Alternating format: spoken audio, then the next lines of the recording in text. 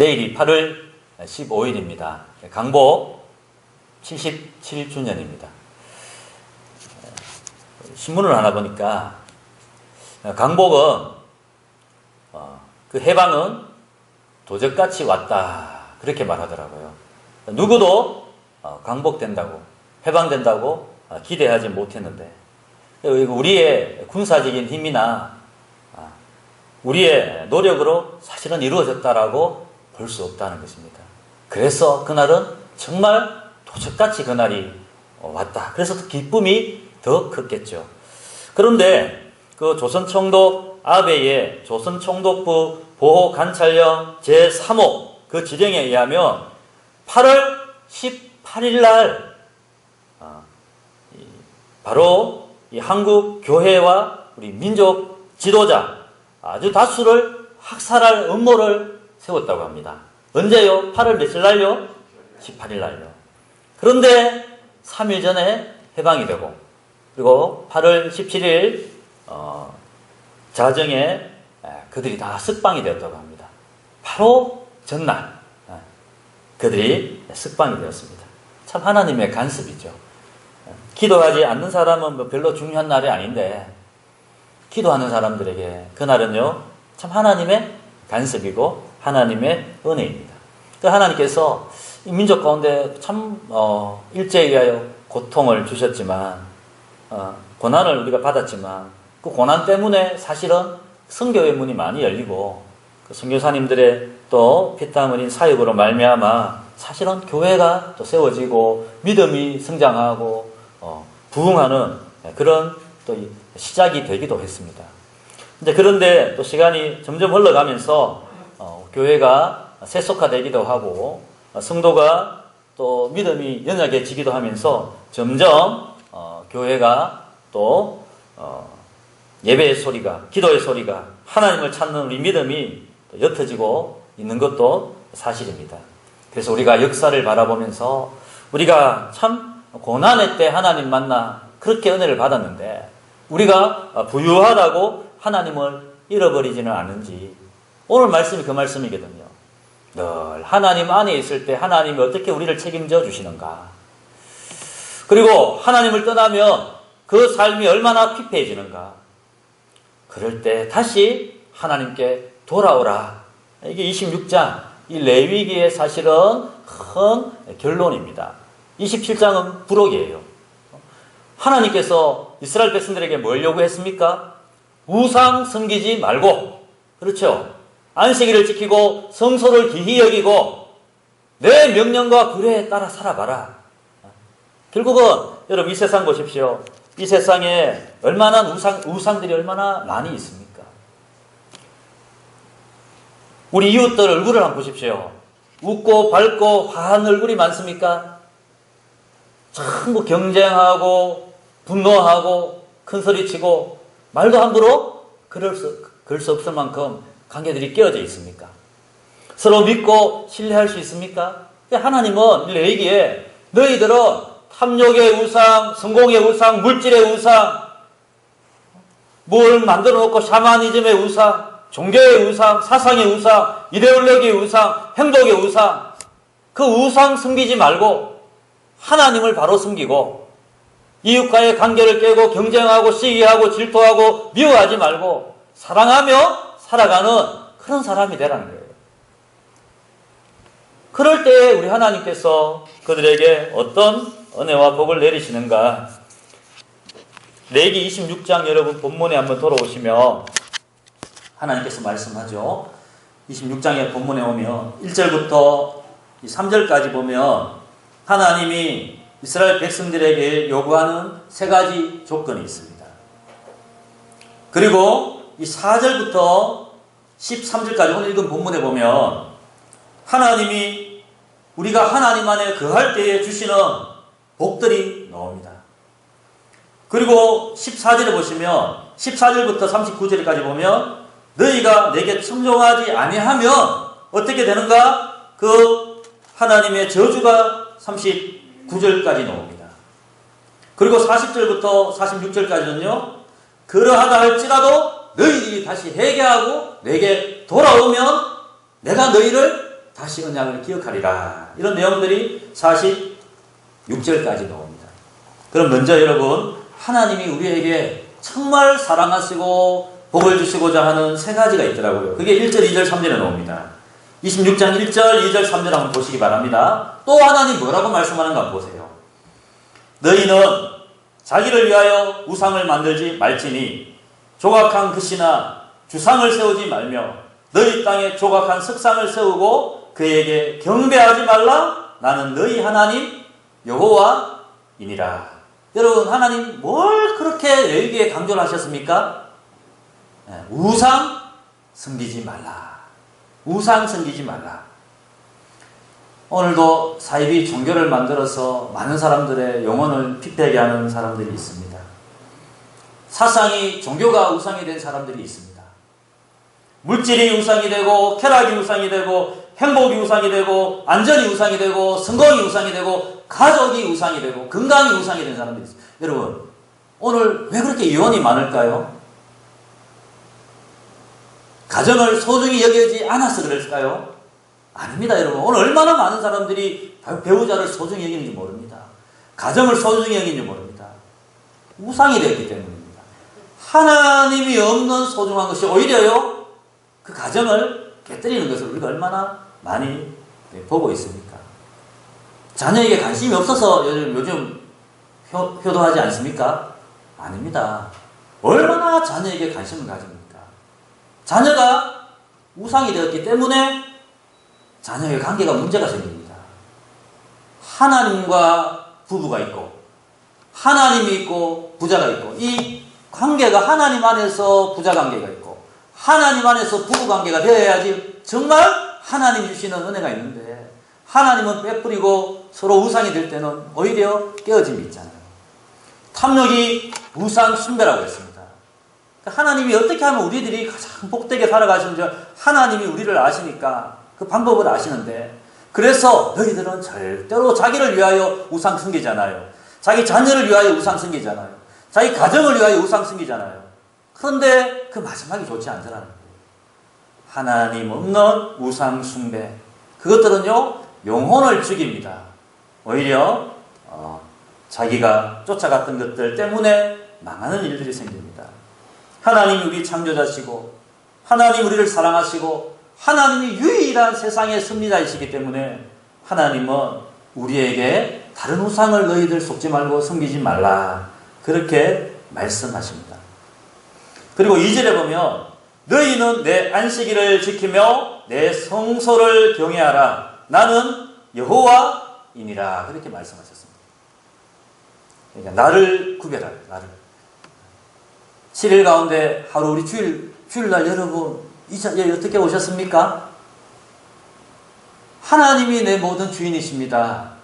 이 날도 내가 6일 동안은 열심히 살고 7일도 열심히 살아서 돈 벌어서 그 날이 나의 우상이 되고 돈이 우상이 된 것이 아니라 하나님이 나의 왕이십니다. 그래서 어떻게 해요? 6일 동안 열심히 일하고 어떻게 해요? 주일날은 여러분이 모든 생업을 탁 멈추고 여기 와 계시잖아요. 나를 구별하는 겁니다. 성소를 귀히 여기라. 지난 시간에 말씀드렸잖아요. 아버지의 유품을 함부로 버리지 않듯이 우리가 하나님의 집을 귀히 여깁니다. 물건 하나 쓸 때도 여러분 이게 함부로 쓰지 않잖아요. 귀하게 여깁니다. 하나님을 귀하게 여기기 때문에. 그래서 어떤 분은 이 말씀을 두고 이렇게 얘기했어요. 우리 신앙생활의 중심이 무엇인지 잘 살펴보라는 거예요. 하나님 중심, 하나님을 경배하는 거잖아요. 그리고요, 성소를 중요히 여기고 안식일을 중요히 여기는 것처럼 교회 중심. 그리고 3절에 너희가 내 규례와 계명을 준행하라. 말씀 중심.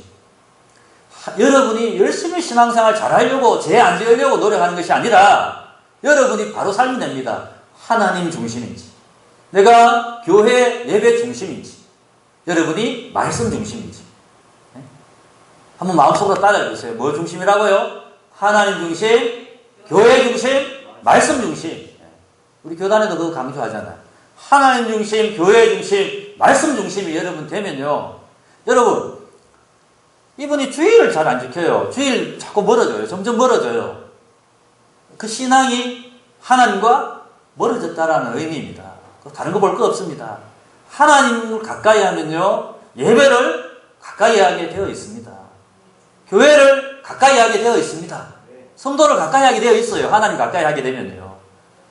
교회의 예배를 가까이 하면요, 하나님 가까워지게 되어 있어요. 하나님은 되게 사랑하는데 말씀은 순종도 없고 말씀을 전혀 알고 싶지도 않고 읽고 싶지도 않고 듣고 싶지도 않아요. 하나님과 관계가 점점 멀어지고 있다는 증거입니다. 하나님을 사랑하면요, 하나님이 뭐라고 말씀했는가, 그게 자꾸 궁금해집니다. 이 말씀이 무슨 말씀인가 궁금해집니다. 하나님을 사랑하면요, 그 말씀이 어느덧 내 가슴 속에 탁 새겨집니다. 하나님을 사랑하면요, 그 말씀이 내 안에 믿겨집니다.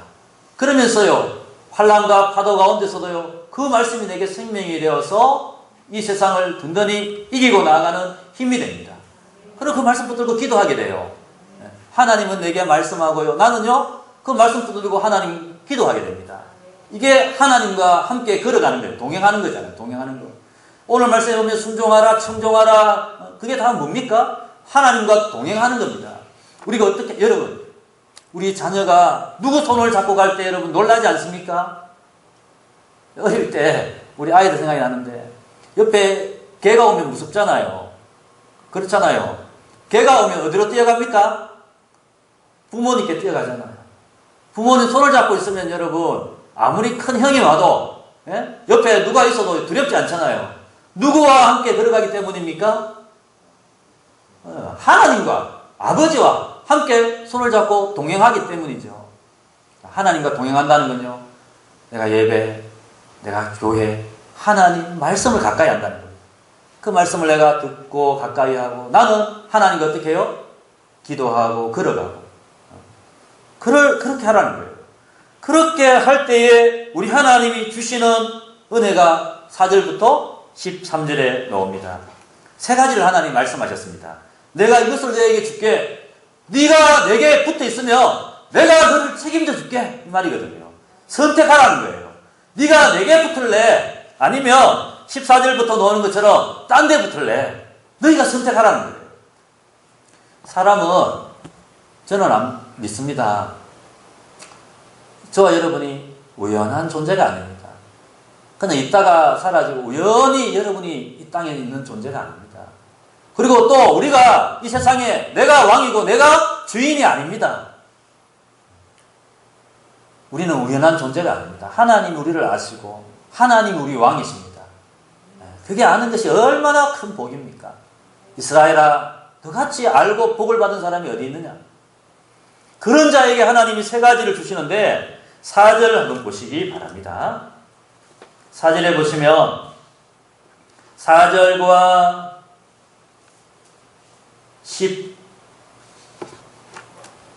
14절부터 보시면 첫 번째 뭘 주신다고 했습니까? 내가 너희에게 철 따라 비를 주리니, 그렇게 말씀합니다.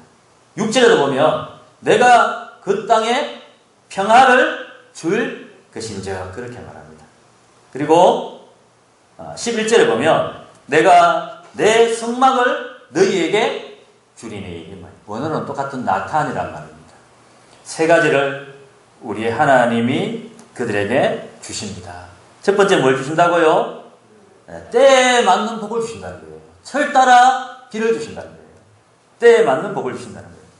왜? 이스라엘에는 여러분, 우리는 봄, 여름, 가을, 겨울이 있지만 이스라엘에는 두 가지 계절이 있습니다. 비 오는 계절과 비 오지 않는 계절이 있습니다.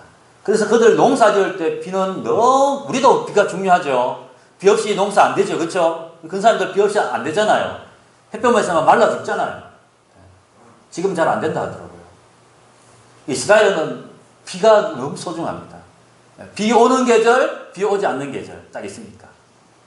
그래서 그들은 10월부터 4월까지는요, 비 오는 계절입니다. 그리고 4월부터 그 다음 10월까지는 비가 오지 않는 계절입니다. 특별히 10월부터 이른 비가 옵니다. 10월부터 이른 비가 오고 4월에 늦은 비가 와야 됩니다. 그러니까 10월에 이 사람들 파종할 때거든요. 그때 이른 비가 와야 되고요. 4월에 추수하기 전에 늦은 비가 옵니다. 그것도 비가 때에 맞게 따라와야 되고요. 비 양이요, 적당하게 와야 됩니다. 그렇지 않으면요, 그의 농사는 어떻게 됩니까? 망치는 겁니다. 그런데 하나님이 이스라엘 백성에게 이른 비와 늦은 비를 어떻게 해요? 철 따라 내가 비를 주리니, 그렇게 하나님 말씀합니다. 여러분, 우리 성경 한 구절 한번 찾아보겠습니다. 레위기 다음에 민수기, 그 다음에 신명기잖아요. 신명기 11장 8절을 한번 보시기 바랍니다. 레위기 다음에 민수기, 신명기입니다. 신명기 11장 한번 찾아보십시오. 11장 8절에 모세가 뭐라고 말씀했는가? 11장 8절에 보면 이렇게 말하죠. 11장 8절 보시면, 그러므로 너희는 내가 오늘 너희에게 명하는 모든 명령을 지키라. 그리하면 너희가 강성할 것이요 너희가 건너가 차지할 땅에 들어가서 그것을 차지할 것이며, 또 여호와께서 너희의 조상들에게 맹세하여 그들과 그들의 후손에게 주리라고 하신 땅, 곧 무엇과 무엇이 됩니까? 젖과 꿀이 흐르는 땅에서 너희의 날이 장구하리라. 젖과 꿀이 흐르려면 뭐가 되어야 됩니까? 비가 제때에 적당하게 와야 되는 거예요. 그래서 9절에 뭐라고 말씀합니까? 또 여호와께서 너희의 조상들에게 맹세하여 그들과, 요거 읽었고 10절에 보면 뭐라고 말하죠? 10절을 같이 한번 읽어볼까요? 시작! 네가 들어가 차지하려 하는 땅은 네가 나온 애굽 땅과 같지 아니하니 거기에서는 너희가 타정한 후에 발로 물대기를 채소밭에 됨과 같이 하였거니와, 11절 제가 읽어볼게요. 너희가 건너가서 차지할 땅은 산과 골짜기가 있어서 하늘에서 내리는 비를 흡수하는 땅이에요. 그래서 젖과 꿀이 흐르는 땅이 하나님이 간섭하지 아니하면 그 땅은요 망하는 땅이에요. 그런데 그 땅이 애국 강처럼 강이 흘러가서 풍성하고 하나님 의지하지 않아도 되는 그런 땅이 아니라는 거예요. 그러나 하나님이 함께 하셔서 때에 맞게 비를 주시면 그 땅이 어떤 땅이 된다고요? 젖과 꿀이 흐르는 땅이 된다고요. 그래서 12절에 내 하나님 여호와께서 돌아보시는 땅이라, 연초부터 연말까지 내 하나님 여호와의 눈이 항상 그 위에 있느니라. 예수 믿는 사람은 하나님이 간섭하고 하나님의 눈이 지켜줘야 되는 거예요. 그래야 잘 되는 거예요. 아무리 세상에 많이 벌어도 뒤에 주머니가 터져 있으면 다 나가버리면 의미가 없단 말입니다. 신명기 11장 13절에 보면 내가 오늘 너희에게 명하는 내 명령을 너희가 만일 청정하고 너희 하나님 여호와를 사랑하여 마음을 다하고 뜻을 다하여 섬기면, 14절을 같이 한번 읽어보겠습니다. 시작! 여호와께서 너희의 땅에 이른 비, 늦은 비를 적당한 때에 내리시리니 너희가 곡식과 포도주와 기름을 얻을 것이요. 아멘. 여러분, 하나님이 적당하게 주셔야 돼요. 하나님이 정말 합당한 사람 만남의 복을 더하여 주셔야 돼요. 하나님이 그 시기를 작정하시고 때에 맞는 비를 주시듯 우리 삶 가운데 하나님이 적당한 때에 하나님이 만남의 복을 더하여 주실 줄 믿습니다. 하나님의 복이 임해야 됩니다. 예수 믿는 사람은 잘 되려면요 하나님의 복이 있어요.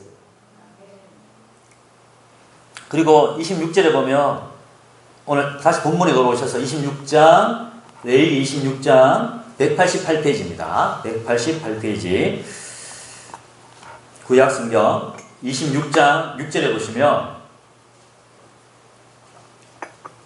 내가 그 땅에 또 뭘 준다고요? 평화를 줄 것인자 너희를 두렵게 할 자가 없을 것이라, 이렇게 말했습니다. 사나운 짐승도 제할 것이고 칼도 제하여 주실 것이고, 8절에 보면 너희 다섯이 백을 쫓고 너희 백이 만을 쫓으리니 너희 대적들이 너희 앞에서 칼에 엎드려질 것이라. 내가 너희를 번성하게 하겠다. 평화와 안정과 번영과 행복과 이것을 우리는 추구해가지만 그 정말 진정한 행복은 누가 주시는 것이냐? 하나님이 주시는 것입니다. 아무리 세상에 건강하고 돈이 많아도 그 마음에 평안이 없으면 마음에 평강이 찾아오지 않습니다. 가정이 여러분 아무리 우리가 넉넉하다 할지라도 하나님 주시는 평안이 없으면 아무것도 아닌 것입니다. 이 레위기 26장에 오늘 우리가 다 보지는 못합니다만은 그 14절부터 보면 너희들이 나를 떠나고 불순종할 때 이런 일이 생기리라 이런 말 있잖아요. 17절 한번 보십시오. 17절을 보면 이렇게 있습니다.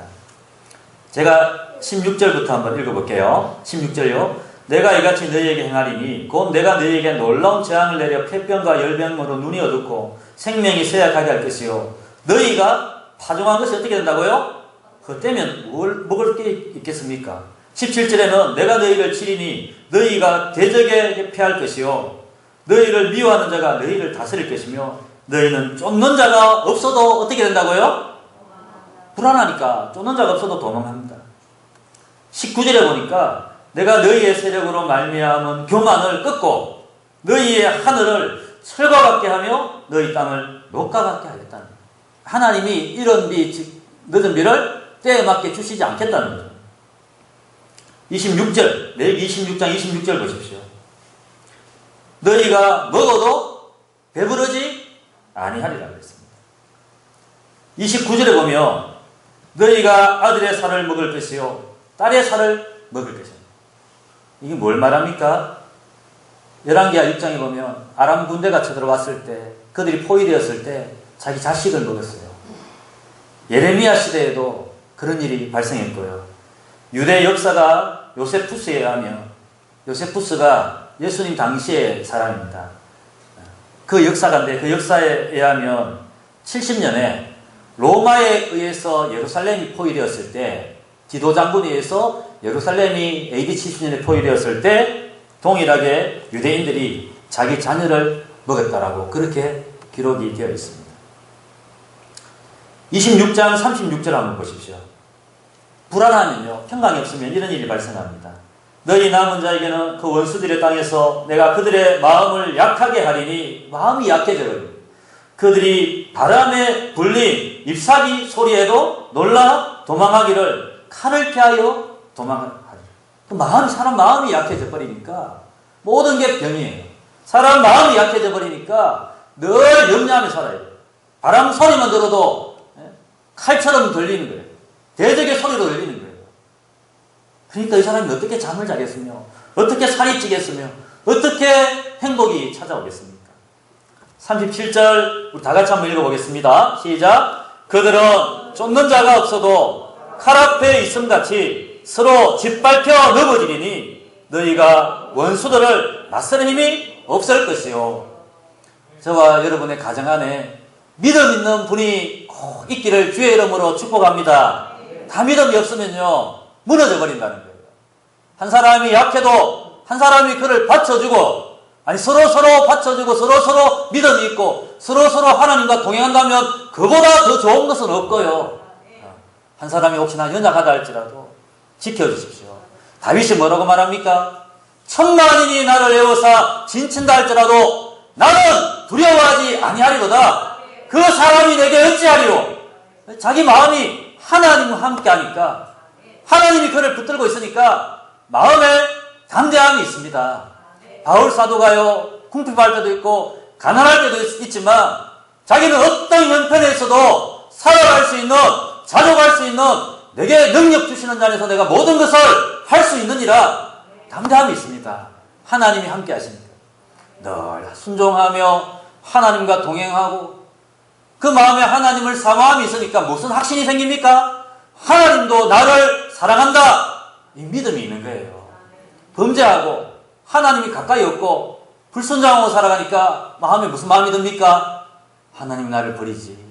하나님 나와 함께하지 아니하실 거야. 그러니까 바람 소리도 듣고 도망가는 거죠. 서로 불평할 수밖에 없는 거죠. 믿음의 말이 나오지 않는 거죠. 원망의 말밖에 안 나오니까 가정도 부부관계도 무너져버리고 마는 것입니다.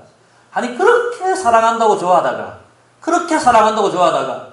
제가 마귀가 역사하니까 뭐라고 말합니까? 저 여자 때문에 내가 선악과 먹었다고. 그렇게 아담이 말하지 않습니까? 저와 여러분 가정에 하나님이 함께 하시고 우리가 그 하나님과 함께 기도하고 하나님 말씀을 사모하고 하나님 중심, 교회 중심, 말씀 중심이 될 때는요 하나님 주시는 담대함이 일어납니다. 그 사람은 약해도 약한 게 아닙니다. 가난해도 가난한 게 아닙니다. 그 사람은 부유한 사람이고 강한 사람입니다. 벵겔이라는 학자는 이렇게 말했습니다. 하나님을 두려워하는 자는 그 외의 것들은 아무것도 두려워하지 않는다. 그러나 하나님을 두려워하지 않는 자들은 그 외의 모든 것을 다 두려워한다 그랬어요. 하나님을 두려워하면요, 진짜 두려움이 없습니다.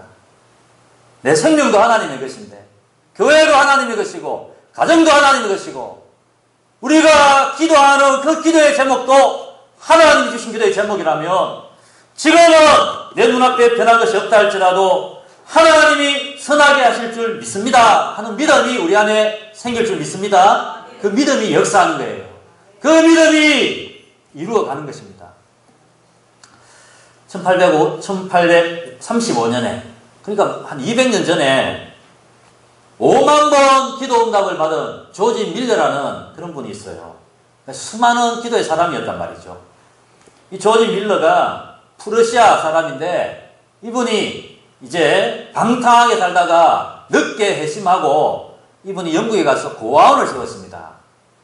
2,000명이 넘는 고아들을 이분이 고아원을 운영하는데, 그 200년 전에 뭐 지금처럼 복지시설이나 나라에서 뭐 잘 책임져주고 그런 시대가 아니지 않습니까? 그러니까 기적이에요, 기적. 2,000명의 고아를 그분이 때로는 정말 내일에 먹을 양식이 없을 때도 있었다는 거예요. 뗄감이 없을 때도 있었다는 거예요.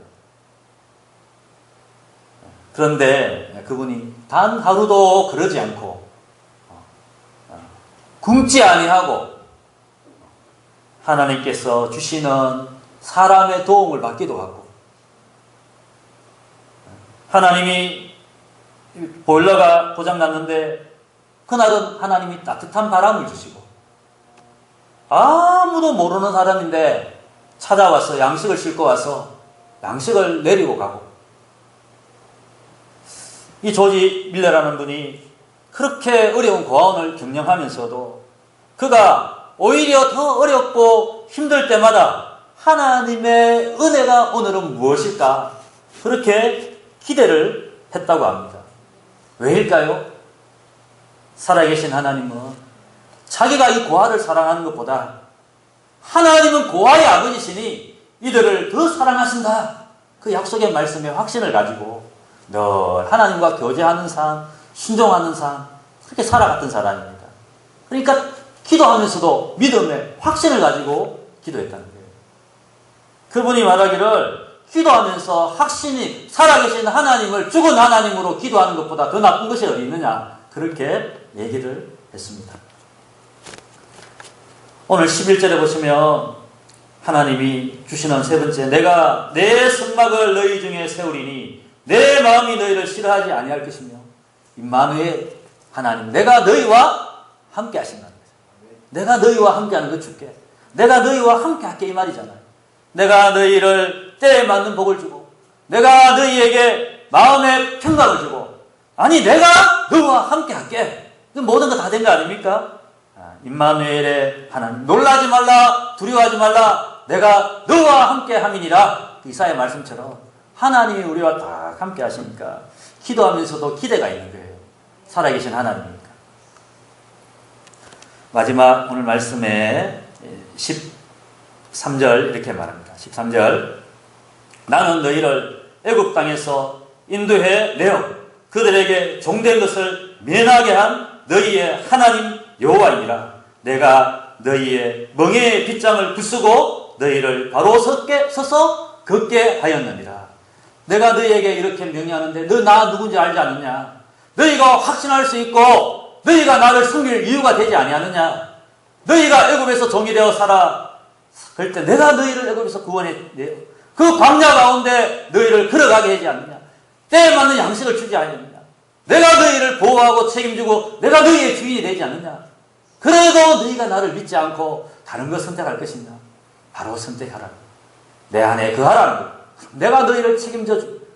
애굽을 봐라. 내가 너희를 그렇게 우리 지금까지 지내온 것 주의 크신 은혜라. 우리 믿음 찬양할 때 그 찬양 부르면서 맞아, 이전에 하나님 이렇게 인도하여 주셨지. 그러면 지금도 함께 하시는 하나님 더욱더 확신하듯이 애굽에서 우리를 인도해 내신 하나님 확신한다면 담대하고 우리가 믿음으로 걸어갈 수 있지 않을까요? 우리를 애굽에서 구원해냈듯이 십자가의 독생자의 예수 그리스도를 내어주시면서까지 우리를 사랑하시고 마귀의 종되었던 우리에게 자유를 주시고 회복을 주시고 하나님 자유 권세를 주셨다면 우리가 그 하나님 경배하고 섬기는 것 우리 책임이 아닐까요? 그렇게 할 때 하나님 우리에게 은혜를 주시겠다라고 약속하셨습니다. 세상의 우상을 여러분 조심하십시오. 탐욕의 우상을 주의하시고, 그리고 성적인 부도도 매개 정말 많이 나왔죠. 세상과 동화되고 물질에 종이되어 살아가지 말라라고 말씀했습니다. 오늘 말씀처럼 정말 하나님 중심, 교회 중심, 말씀 중심으로 여러분이 든든히 서 있으십시오. 하나님께서 여러분에게, 살아계신 하나님께서 얼마나 주시고자 하는지 모릅니다. 오늘 26장의 1절부터 이 마지막 46절까지 이 축복과 저주의 말씀이 뒤에 있거든요. 사실은 저주의 말씀이 14절부터 보면 39절까지 더 많잖아요. 더 많은 것은 뭘 의미합니까? 하나님 우리를 더 미워하기 때문이 아니라 하나님이 우리를 더 사랑하기 때문입니다. 더 사랑하기 때문에 앞에 이 축복의 말씀을 하시고는 뒤에 저주의 말씀을 하시면 저주하겠다는 말씀이 아니라 이 저주의 길로 가지 말라는 거예요. 나는 너를 이렇게 사랑해서 내 형상 회복하여 이 땅 가운데서 나와 함께 가정을 이루고 건강한 교회를 이루고 이렇게 즐거운 믿음의 생활을 함께 하기를 원하는데 네가 여기를 떠나서 너는 좋다고 살아가고 행복을 추구하고 살아가지만 그것은 곧 심판과 저주와 사망의 길인데 그리로 가면 안 된다. 다 이러는 거잖아요. 여러분, 저주의 길이 아니라 축복의 길 들었었잖아요. 여러분. 그렇죠? 얼마나 정말 축하할 일입니까? 감사할 일입니까? 기뻐하기를 주의 이름으로 축복합니다. 끝까지 이 순종의 길, 축복의 길 함께 걸어가는 예감의 모든 우리 성도님 되시기를 예수님의 이름으로 다시 한번 축복합니다. 아멘.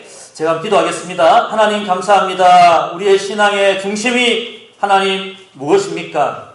내 신앙의 중심이 물질, 건강, 성공, 가정, 자녀, 배우자, 하나님 쾌락, 우상에 있지 않게 하시고 하나님께 내 중심과 목적이 바로 서 있기를 간절히 바라고 원합니다. 하나님 안에 서 있을 때 내가 교회 중심, 말씀 중심이 될 때 그때 우리에게 주시고자 하는 하나님의 놀라운 복이 있는 줄 믿습니다. 하나님은 이 복을 우리에게 말씀으로 언약으로 약속하셨는데 우리가 이 믿음의 길 걸어갈 때 하나님이 주시는 철따라 주시는 은혜와 하나님이 주시는 우리의 참된 평강과 하나님이 우리에게 주시는 임재의 복을 누리는 우리가 되게 하여 주옵소서.